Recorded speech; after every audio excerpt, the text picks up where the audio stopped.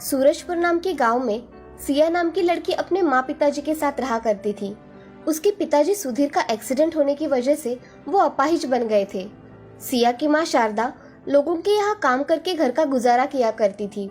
एक दिन सुधीर को बहुत प्यास लगी थी, इसलिए सुधीर पानी पीने के लिए बेड से नीचे उतर रहा था। तभी वो जोर से जमीन पर गिर गया और बहुत जोर से चिल्लाने लगा। उसकी आवाज सुन शारदा वहाँ आ जाती है। अजी, आप ऐसे कैसे नीचे गिर गए? आप उठिए। शारदा, मेरे हाथ में बहुत दर्द हो रहा है। मुझे आवाज लगा देते, उठने की क्या जरूरत थी?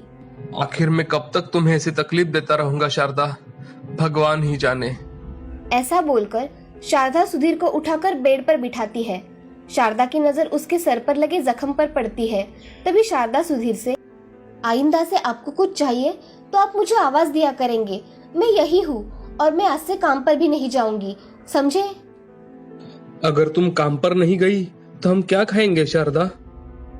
सिया जब तक घर पर है तब तक मैं काम खत्म करके घर आ जाया करूंगी और बाद में दिन भर घर में ही रहूंगी।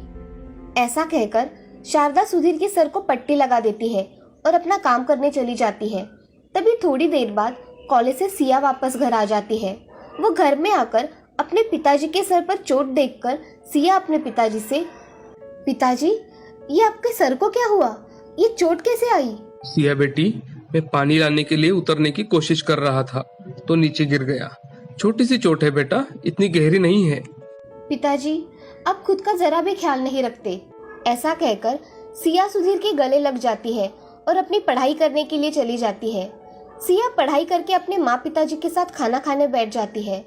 रात के समय उसके मन में विचार आता है, अगर मैं कोई काम करूँ तो माँ को भी मदद हो जाएगी। मैं कल ही जाकर जॉब ढूंढती हूँ। ऐसा मन में सोचकर सिया सो जाती है और दूसरे दिन जल्दी से अपने घर से निकलकर सिया कॉलेज में चली जाती है। कॉलेज खत्म हो जाने के बाद सिया बाहर निकलती है। वो नौकरी की तलाश में इधर उधर घूमती है। तभी उसकी नज़र एक मेडिकल स्टोर पर पड़ती है। उस मेडिकल के सामने एक प्लेट लगी हुई थी। ये देखकर सिया बहुत खुश हो जाती है। सिया उस मेडिकल में जाकर मेडिकल वाले से, अंकल, यहाँ काम के लिए लड़कियाँ चाहिए थी। हाँ, मगर हमें पढ़ी लिखी लड़की मेडिकल पर काम करने के लिए चाहिए। अंकल, मैं यहाँ काम कर सकती हूँ? मुझे सिर्फ आप काम बता देना और मैं कॉलेज में भी जाती हूँ। मैं कॉलेज करके काम पर आया करूँगी।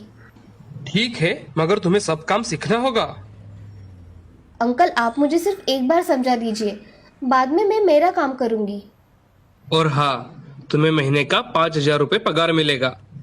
चलेगा अंकल, मैं कल से काम पर आ जाऊँगी। ठीक है।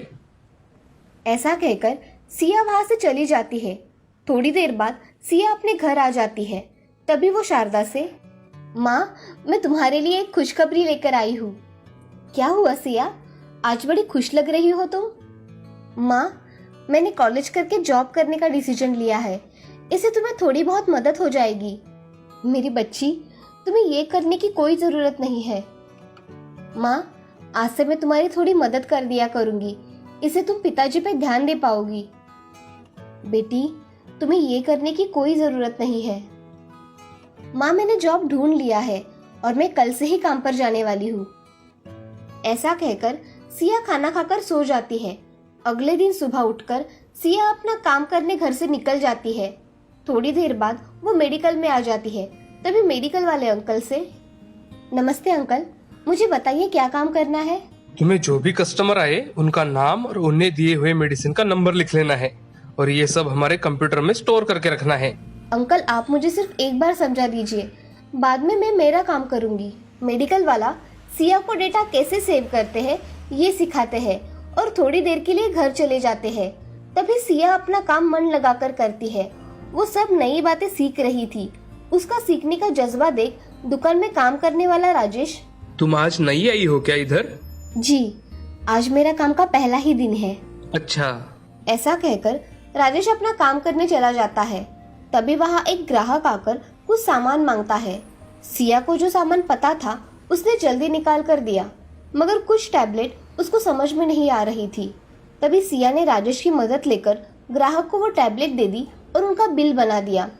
सिया अब दोपहर के समय कॉलेज में जाने के लिए निकलती है। तभी मेडिकल वाला सिया से, आने में ज्यादा देर मत करना, नहीं तो काम से निकाली जाओगी। अंकल, मैं सिर्फ 3 घंटे ही कॉलेज में जाने वाली हूँ। मैं मेरा लेक्चर खत्म करके जल्द ही आ जाऊंगी। ठीक है, अगर लेट हुआ तो तनख्वाह कम मिलेगी। जी। ऐसा कहकर सिया कॉलेज चली जाती है। कॉलेज में जाकर सिया अपने क्लासेस अटेंड करती है और फिर से मेडिकल में आ जाती है।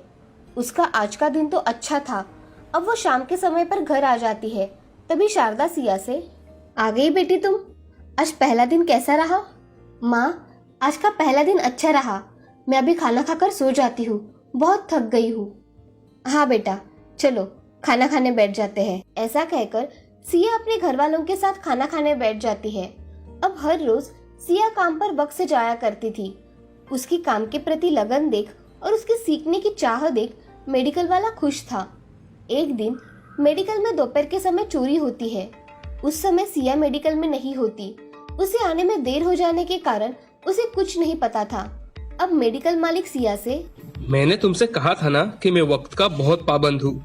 आज अगर तुम मेडिकल में होती तो मेरे मेडिकल में चोरी नहीं होती। इस समय मेरा मेडिकल कभी भी बंद नहीं रहता, मगर आज बंद था। यही चोरों ने देखकर चोरी की है। मगर अंकल, मैंने कुछ नहीं किया। मेरी वजह से चोरी हुई है, ऐसा आपको लगता है? तुम आज 1 घंटा लेट आई हो और ऊपर से मुझसे जबान लड़ा रही हो। तुम जैसे गरीब लड़की पर विश्वास रखना ही मेरी गलती है। मगर राजेश भैया तो होंगे ना मेडिकल में? वो आज किसी काम से दोपहर से छुट्टी लेकर गया है और तुम होने के कारण मैंने इतना ध्यान नहीं दिया। ये सब सुन सिया के आंखों में आंसू आ गए। मुझे आने में देरी होने के कारण मेडिकल में चोरी हुई, मुझे माफ कर दीजिए। तुम कल से काम पर मत आना, मुझे ऐसे लोगों की कोई जरूरत नहीं है। ऐसा कहकर मेडिकल वाला सिया को वहाँ से चले जाने के लिए कहता है। तभी सिया बहुत रोने लगती है। उसे अब क्या किया जाए ये सोचता ही नहीं।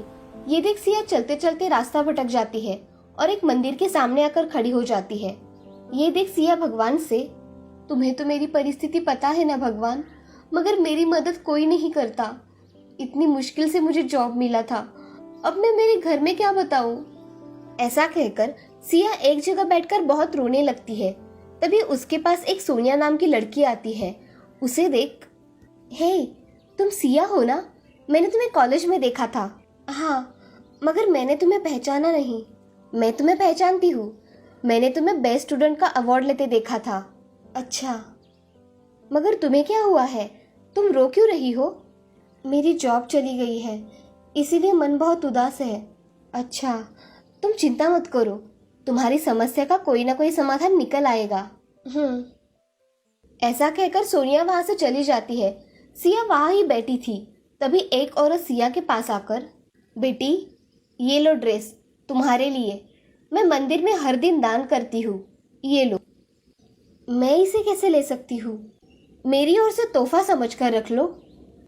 ठीक है। ऐसा कहकर सिया वो ड्रेस रख लेती है।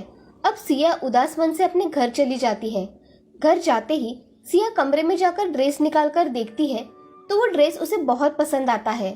सिया वो ड्रेस पहनकर देखती है। उसके बदन पर वो ड्रेस बहुत ही सुंदर दिखता है। वही ड्रेस पहनकर सिया सो जाती है। उसकी माँ उसे देखने आती है तो सिया को सोता देख उसकी माँ, ये लड़की भी ना बिना खाना खाए सो गई, सुबह जल्दी उठ के उसे खाना दे दूंगी।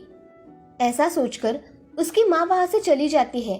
अब सिया सुबह उठती है तो वो अपने ड्रेस को देखती है तो उसे वो ड्रेस सोने का दिखाई देता है। वो हाथ लगाकर देखती है तो वो सच में सोने का बन गया था।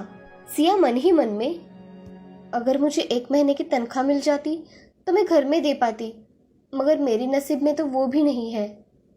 ऐसा कहकर सिया फिर से उदास हो गई। अब सिया देखती है कि उसके हाथ में कुछ पैसे आ जाते हैं। ये देख सिया चौंक जाती है, ये पैसे कहाँ से आए? तभी उसकी नजर उस ड्रेस पर पड़ती है। वो ड्रेस बहुत चमक रहा था। तभी वो अपने हाथ में देखती है तो हाथ में पैसे दिखाई देते हैं। वो बहुत हैरान हो जाती है कि उसके पास पैसे कहाँ से आए। अब सिया फिर से मांग के देखती है, मुझे अभी के अभी कुछ खाने की चीजें चाहिए। तभी उसके सामने बहुत से खाने के पकवान आ जाते हैं। ये देख सिया को पता चलता है कि वो ड्रेस कोई साधारण ड्रेस नहीं है, वो जादुई ड्रेस है। तभी सिया वो खाना लेकर अपने माँ के पास चली जाती है और उन्हें सब बात बता देती है। ये सब बात सुन शारदा भी बहुत खुश हो जाती है। सिया उसके हाथ में आए हुए पैसे भी अपनी माँ को दे देती है। तभी शारदा, मेरी बच्ची, तू तो हमारे लिए सच में लक्ष्मी हो। आज तुम्हारी वजह से हमारे घर में इतना कुछ आया है। ये सब सुन सिया के पिता सुधीर, बेटी, हमारे तो भाग ही खुल गए। अब ये पैसे पहले भगवान के सामने रखो। जी पिताजी। ऐसा कहकर सिया वो पैसे भगवान के सामने रखती है और अपना काम करने चली जाती है।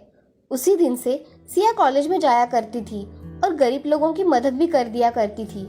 सिया को कोई भी समस्या हो तो वो उस ड्रेस से कहा करती थी और वो ड्रेस उसकी ख्वाहिश जल्दी पूरी कर दिया करता था। अब एक दिन सिया उस ड्रेस से, हे जादुई ड्रेस, मुझे थोड़ा सा सोना चाहिए था। ऐसा कहते ही सिया के सामने सोने का ढेर बन जाता है और सिया उसे देखकर बहुत खुश हो जाती है। वो सोना लेकर सिया सोनार के पास चली जाती है और सोनार को सोना बेचकर उससे आए हुए पैसों से उसके पिताजी का ऑपरेशन करवाती है। सिया के पिताजी का ऑपरेशन अच्छी तरह से हो जाता है। ये देख सिया और शारदा बहुत खुश हो जाती है। सिया अब उस ड्रेस की सहायता से अपने जैसे गरीब लोगों की मदद कर दिया करती थी। सिया जरूरतमंदों की मदद करके कॉलेज भी कर रही थी।